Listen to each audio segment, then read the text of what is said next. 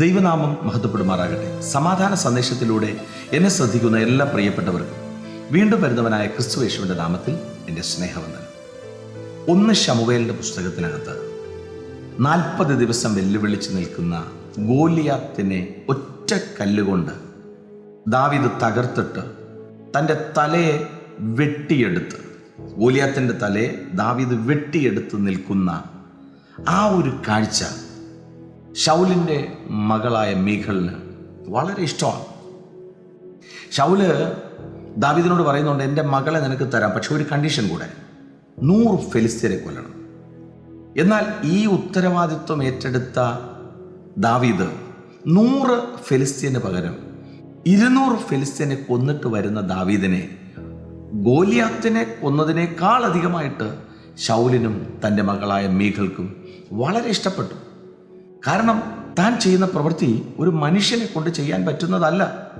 അന്ന് ജനം മുഴുവൻ പാടി ശൗലോ 1000 കൊന്നു, ദാവീദോ 10,000 കൊന്നു.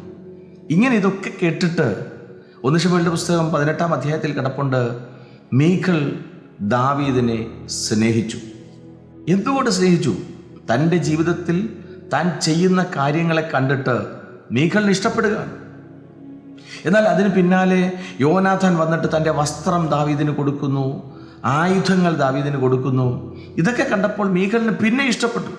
കാരണം രാജവസ്ത്രം കിട്ടി, തൻ്റെ പൊസിഷൻ മാറി, തൻ്റെ പദവിക്ക് വ്യത്യാസം വന്നു. പ്രിയരെ, ഒരു മനുഷ്യന് മാന്യത കിട്ടും തോറും, അവൻ്റെ കഴിവുകൾ അവൻ പ്രദർശിപ്പിക്കും തോറും ഒരു സഹോദരിക്ക് ഇഷ്ടപ്പെടുകയാണ്. കാരണം എന്തുവാ? തൻ്റെ കഴിവിൽ ആശ്രയിച്ചാണ് ഇഷ്ടപ്പെടുന്നത്. എന്നാൽ അതൊക്കെ കഴിഞ്ഞിട്ട് ദാവീദ് രാജാവായിരിക്കുമ്പോൾ തന്നെ പെട്ടകത്തിൻ്റെ മുമ്പേ തൻ്റെ വസ്ത്രമൂരി വെച്ചിട്ട് പഞ്ഞി നൂലങ്കി ധരിച്ച് ആ പെട്ടകത്തിൻ്റെ മുമ്പിൽ ഒരു സാധാരണ മനുഷ്യനെ പോലെ തന്നെ താനാക്കി മാറ്റിയ ആ ദൈവത്തിൻ്റെ മുമ്പിൽ നൃത്തം ചെയ്യുമ്പോൾ വചനം പറയുന്നത് ഇങ്ങനെയാണ്, മീഖൾ ഇത് കണ്ടിട്ട് ദാവീദിനെ നിന്ദിച്ചു. മീഖളിന് അത് ഉൾക്കൊള്ളാൻ പറ്റുന്നില്ല.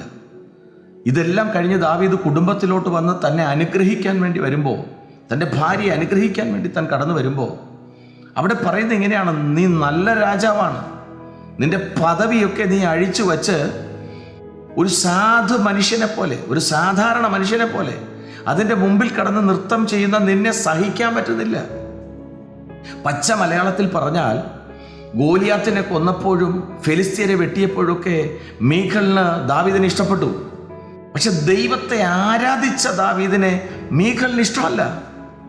എന്നെ കേൾക്കുന്ന പ്രിയരെ, ഇന്ന് ഇതുപോലെയല്ലേ ഒരു വ്യക്തിയെ ഇഷ്ടപ്പെടുന്ന ഒത്തിരി പേരില്ലേ? ഇവിടെ ദാവീദിനെ മീഖളിന് ഇഷ്ടപ്പെടാൻ കാര്യം തൻ്റെ കഴിവ് കണ്ടിട്ടല്ലേ? എന്നാൽ നിങ്ങളൊന്ന് ചിന്തിച്ചേ, ദാവീദിനെ ദാവീദാക്കിയത് ദൈവമല്ലേ? ഗോലിയത്തിനോട് ദാവീദ് പറയുന്നത് എന്തുവാ? നീ നിന്ദിക്കുന്ന യഹോവയുടെ നാമത്തിൽ ഞാൻ നിന്റെ നേരെ വരിക. ഭക്തനായ ദാവീദ് പറയും, എന്നെ ഞാൻ ആക്കിയത് ദൈവമാണ്. ആ പെട്ടകത്തിൻ്റെ മുമ്പാകെ ഞാനൊരു പൊട്ടനെ പോലെ നൃത്തം ചെയ്യും. എനിക്ക് രാജവസ്ത്രം തന്ന ദൈവത്തെ എനിക്ക് നന്നായിട്ട് അറിയാം. പക്ഷെ മീഖളിന് അത് മനസ്സിലാകുന്നില്ല. പ്രിയരെ, ഇന്ന് ഇതുപോലെയല്ലേ ജനത്തിന് വിടുതൽ വേണം, അവരാഗ്രഹിക്കുന്നതൊക്കെ അവർക്ക് കിട്ടണം, അപ്പോൾ അവർക്ക് സന്തോഷമാണ്. പക്ഷെ ദൈവത്തെ ആരാധിക്കാൻ മനസ്സില്ല. ആരാധിക്കാൻ വന്നാൽ ആരാധിക്കത്തില്ല. ആരാധിക്കുന്നവനെ നോക്കി നിന്ദിക്കുന്ന ഒരു സമൂഹം. അങ്ങനെയല്ലേ ഇന്നത്തെ കാലഘട്ടം? ഈ മീഖളിനെ പോലെയല്ലേ പലരും ഇന്ന്?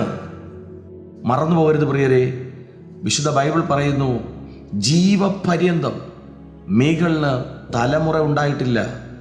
തൻ്റെ അവസാനം വരെ, ഭൂമിയിൽ നിന്ന് മാറ്റപ്പെടുന്നത് വരെ തനിക്കൊരു തലമുറയെ കാണാൻ പറ്റിയില്ല.